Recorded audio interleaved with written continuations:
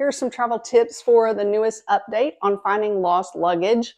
If you are flying with United Airlines, they now allow you to share your AirTags location if your luggage is lost.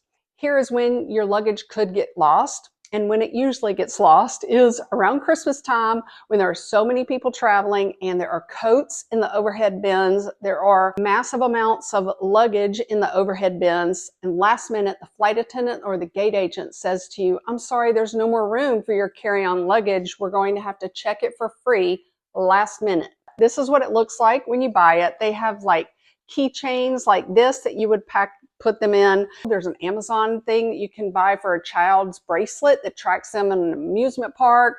My dad, I wish, who had Alzheimer's, had this in the sole of his shoe. These are on Amazon.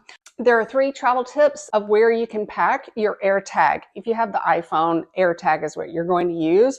Number 1, in a toiletry kit or a makeup pouch that's in your carry-on suitcase. Number 2, you can put it inside the liner of your suitcase. Number 3, you can tape it down with blue tape or just keep it in that bag somewhere. And the most important tip is you want it to be synced with your iPhone already. I forgot the first time I tried to use this. If your suitcase is in Atlanta and United Airlines is saying, well, our system says that your luggage is in Chicago, then you can say, no, here's my AirTag location and it's in the Atlanta airport. That will help track it down if that happens to you. All right, hope these tips help. List your questions below.